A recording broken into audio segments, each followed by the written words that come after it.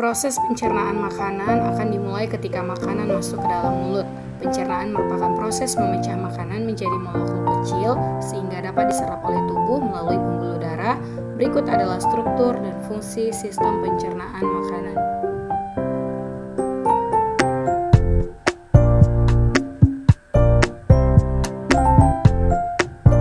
Yang pertama itu adalah mulut. Di dalam mulut terdapat gigi, lidah, dan juga kelenjar air liur atau sativa. Air liur mengandung mukosa atau lendir. Suatu senyawa yang berfungsi sebagai antibakteri dan mengandung enzim tialin atau enzim amilase. Enzim tialin akan memecah molekul amilum menjadi maltosa. Di dalam mulut akan terjadi pencernaan secara mekanik atau dengan bantuan gigi dan pencernaan kimiawi atau dengan bantuan enzim tialin.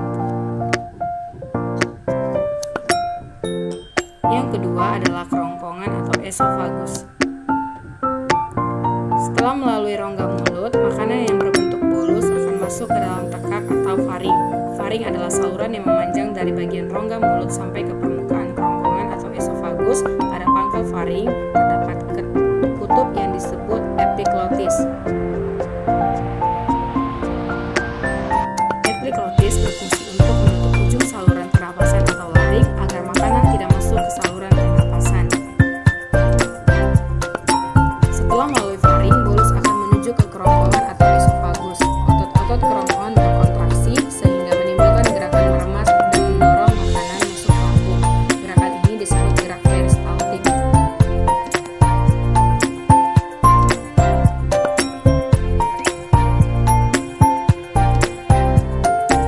Yang ketiga adalah lambung. Setelah dari kerongkongan, makanan kemudian masuk ke lambung. Di dalam lambung terjadi pencernaan mekanis dan kimiawi. Secara mekanis, otot lambung berkontraksi mengaduk-aduk bolus. Secara kimiawi, bolus bercampur dengan getah lambung. Getah lambung mengandung asam klorida atau HCl, enzim pepsin, dan enzim renin.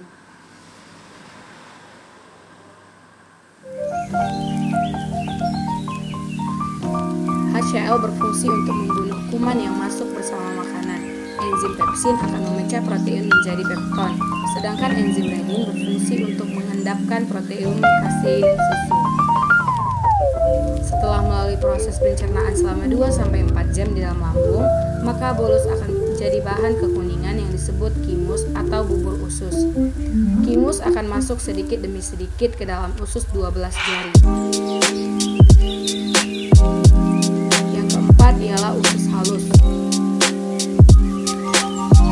Usus halus memiliki panjang sekitar 8,25 meter. Usus halus terdiri dari 3 bagian, yaitu usus 12 jari atau duodenum, usus tengah atau jejunum, dan usus penyerapan atau ilum.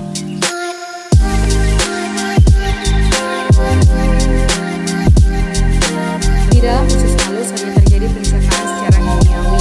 Pada duodenum terdapat saluran yang menghubungkan dengan kantung empedu dan pankreas.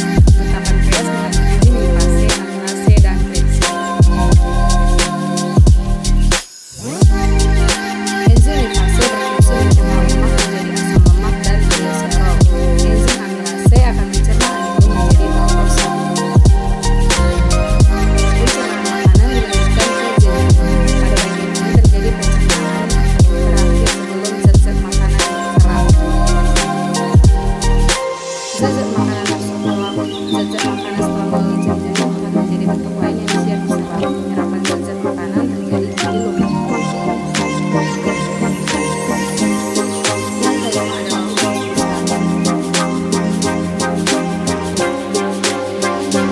Usus besar terdiri dari kolon epidens, kolik, kolon